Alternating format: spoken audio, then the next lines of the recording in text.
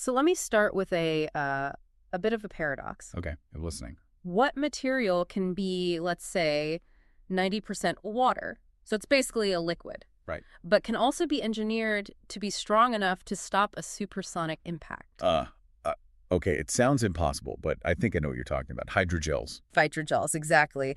And, the name sounds super futuristic, but this is really a masterclass in what they call soft matter. It is. We're talking about a bridge between liquids and solids, and it's changing, well, almost everything. So let's get into that chemistry. What is a hydrogel at its core? At its core, it's what we call a biphasic material. Just imagine a 3D mesh of polymer chains. Like a net or a sponge. A sponge is a great analogy. That's right. A molecular sponge that's swollen with a massive amount of water. And the way that sponge is held together is, well, it seems like that's the key. I was reading about physical versus chemical hydrogels. It's a critical difference. It all comes down to the bonds. So chemical hydrogels are permanent.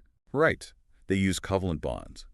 Once they're linked, they are, locked in. Think of it like a permanent knot. Okay, and physical hydrogels. Those are more like a handshake. They use reversible bonds, like hydrogen bonds. You can make them, and you can break them. Because you can let go. You just change the temperature or pH or something. Exactly. And that flexibility is what leads to some of its most amazing properties. Like poroelasticity. I have to say, that concept, it completely blew my mind. It's a fascinating mechanic, isn't it? It explains why its stiffness can change so dramatically. It's all about speed, right? If I press on the gel slowly. The water has time to flow out through that polymer mesh, so it feels very soft. But if I hit it fast. The water gets trapped.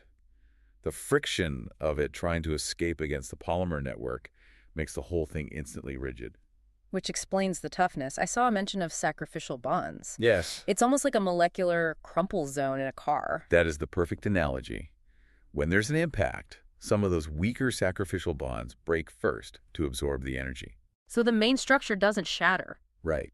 And the best part is, they can often reform.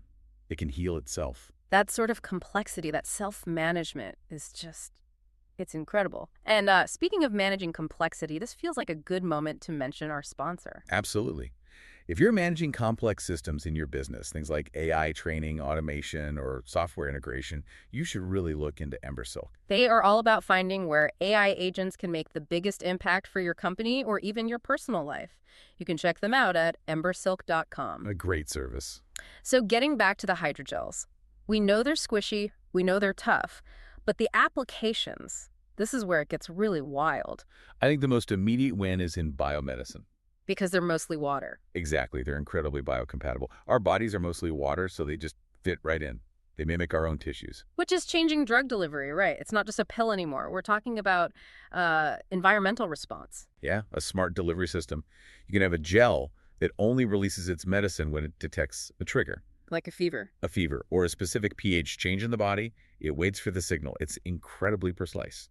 And you mentioned stopping a supersonic impact earlier. That's a whole other level. That's taking that toughness we discussed to its absolute limit. Researchers are using a protein called talon. A protein inside the gel. Under immense pressure, the protein itself unfolds to dissipate the shockwaves. So you have armor that feels like jelly right up until the moment of impact. That is just incredible. But it's also being used for sustainability. I saw some designs for smart windows. Oh, this is a game changer for energy efficiency. How does that work? The hydrogel layer can reduce infrared light absorption by 75%. You're essentially turning your window into a passive air conditioner. No electricity needed. Wow. And then there are gels that can pull water right out of the air. Solar-powered atmospheric water generation. Yeah.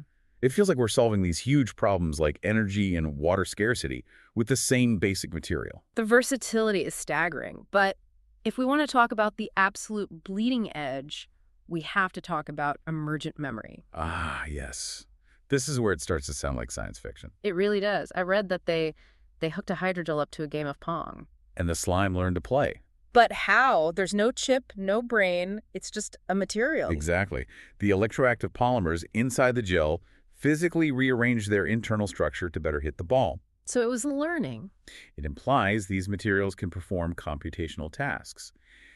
We are blurring the line between a simple material and a machine. A squishy, self-healing, bulletproof computer. The future is looking very bright. and apparently very soft. What a great time to be curious. If you enjoyed this deep dive, please subscribe to the show. Hey, leave us a 5-star review if you can. It really does help get the word out. Thanks for tuning in.